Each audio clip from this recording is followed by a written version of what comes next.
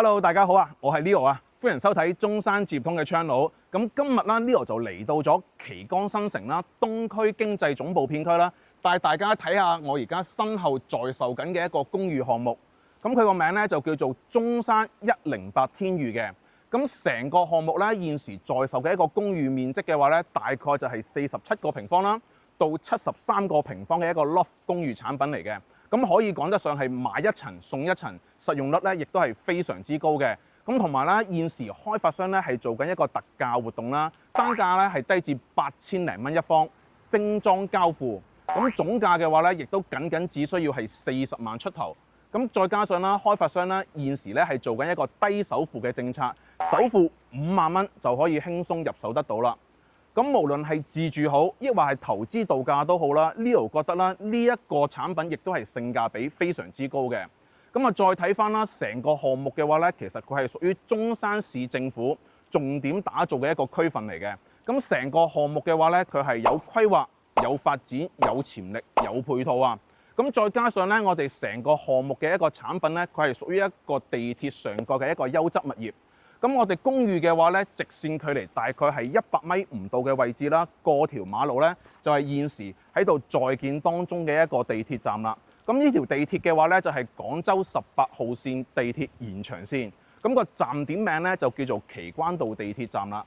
咁日後啦，呢一條地鐵線路啦，亦都將會喺2027年咧就會正式通車投入使用㗎啦。咁日後從我哋呢一個位置啦，去到廣州嘅一個老城區啦，核心商圈珠江新城嘅話咧，車程亦都只需要僅40分鐘嘅啫，非常之方便啦。咁再加上咧，我哋項目現時嘅話咧，就已經係有直達巴士啦，同樣係可以返到香港嘅，咁方便香港嘅街坊朋友啦，去到荃灣太子，咁而且每日係有2個班次嘅。咁睇返啦，我哋成個項目嘅話咧，佢係屬於一個120萬平方嘅一個城市綜合體啊。成個項目嘅話咧，佢係涵括咗住宅啦、大平層啦、公寓啦、甲級寫字樓啦，同埋一個大型嘅5星級酒店嘅。咁日後嘅話咧，亦都係會規劃啦，打造一個大型嘅一個 shopping mall。咁可以講得上啦，佢個業態咧係非常之豐富嘅。咁呢一個地理位置嘅話咧，日後亦都係將會成為中山市網紅嘅一個打卡點啊！如果熒幕前嘅觀眾朋友咧覺得有興趣嘅話咧，亦都可以啦，掃一掃上面嘅一個 QR code 聯繫翻 Leo 啦。我哋公司亦都係會專門派車到香港接送你哋到現場實地睇樓去考察嘅。咁同埋啦，通過我哋中山置業通成交嘅一個觀眾朋友啦，我哋公司啦亦都係鄭重承諾翻啦，係現金回贈翻5萬蚊俾大家嘅。咁等大家啦喺大灣區置業嘅路上咧減少負擔。咁好啦，咁而家嘅話咧，我哋就跟住鏡頭一齊去到我哋一個實體樓現場啦，睇一睇我哋一個示範單位。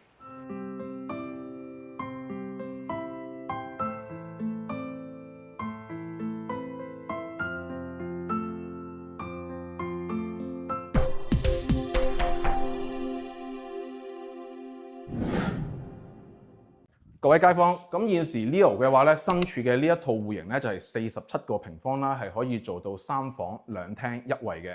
咁總價嘅話咧，只需要係40萬啦，首付5萬蚊就可以輕鬆上車啦。咁呢一套戶型單位啦，喺市面上咧現時嘅一個租金租值嘅話咧，係可以租到1600蚊啦，到1800蚊1個月嘅一個租金收益。咁年回報嘅話咧係達到5厘嘅，亦都係屬於城區當中一個比較優質嘅一個資產。咁而家咧就跟住我哋鏡頭啦，一齊睇睇呢個戶型嘅一個佈局。咁呢度身旁呢一個位置嘅話咧，就係開發商嘅一個交樓標準啦。咁個洗手間嘅話咧，亦都係做得比較 OK 嘅。咁係做到一個乾濕分離嘅一個位置啦，有馬桶啦、淋浴間啦、洗面台嘅，係啦。好啦，咁我哋行翻出嚟嘅話咧，就可以見得到啦。我哋洗手間隔離呢一個位置咧，就係一個比較大嘅一個收納空間啦。咁平時呢一度咧就可以放一啲雜物啦，或者係放翻一啲清潔嘅用具，亦都係冇問題嘅。好啦，咁然之後啦，我哋門口旁邊咧就係一張可以放到一張4人嘅一個飯台啦。咁隔離嘅位置咧就係放翻一張2米半嘅一個大梳化。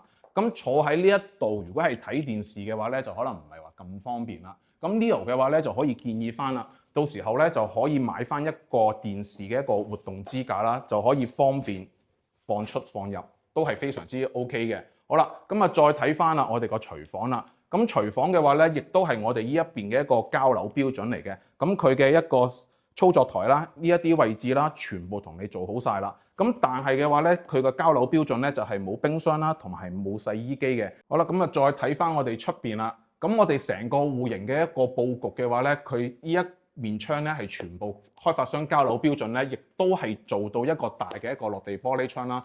望翻出去出邊嘅景觀咧，亦都係非常之開揚嘅。咁我哋再睇翻隔離嘅呢一間房啦。咁呢一間房嘅話咧，開發商咧係放咗一張1.5米嘅一個大床嘅。呢一個房間嘅空間感咧，亦都係會比較大啦。咁望出去嘅話咧，亦都係比較大嘅一個景觀啦。好啦，咁而家我哋睇完樓下嘅房間啦，我哋再上邊再睇另外2間房。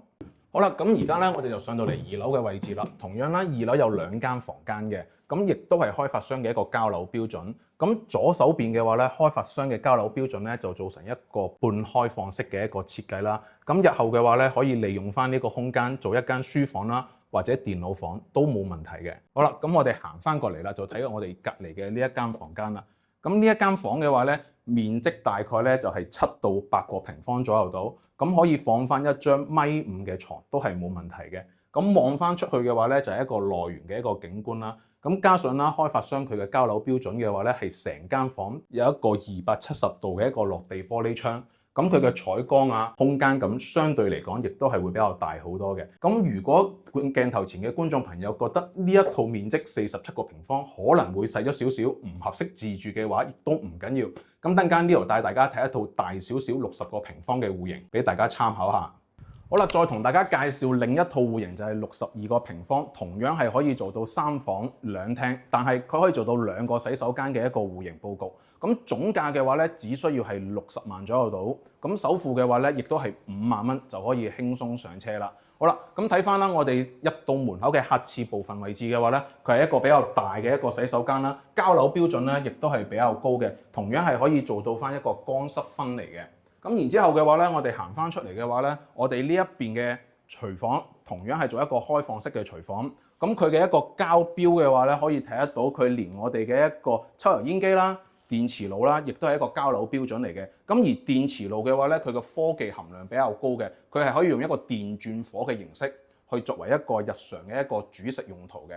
咁廚房啦延伸翻出去嘅話咧，就係一個生活露台啦，可以放洗衣機啦，同埋放一個熱水器都係冇問題嘅。咁最大嘅一個優勢就係呢一個陽台嘅話咧，係可以好直觀感受得到我哋成個內園嘅一個景觀。好啦，咁我哋行翻到入嚟啦。咁成個戶型咧，佢最大嘅一個優勢啦，就係佢有一個4.5米嘅一個挑空客廳啦。咁同時呢一個空間咧，係可以容納到5個到10個一個客人嘅位置嘅。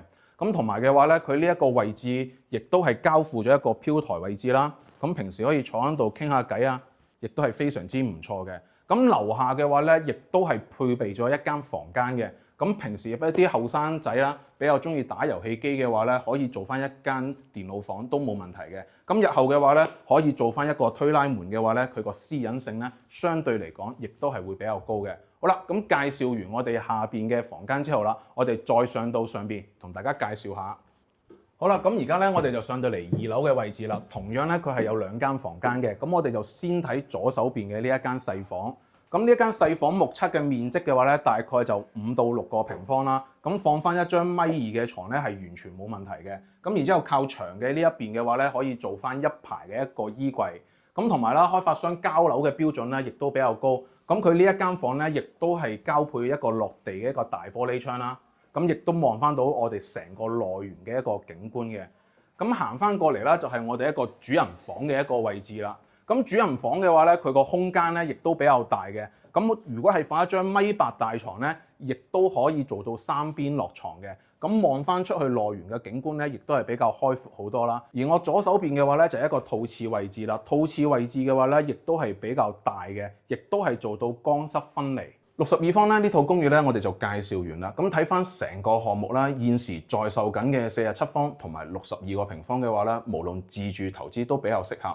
咁但 Leo 覺得嘅話咧，47個平方嘅話咧，以投資嚟計嘅話咧，相對嚟講係比較有優勢，因為咧佢總價比較低，40零萬左右到，首付5萬蚊左右到就可以輕鬆上車。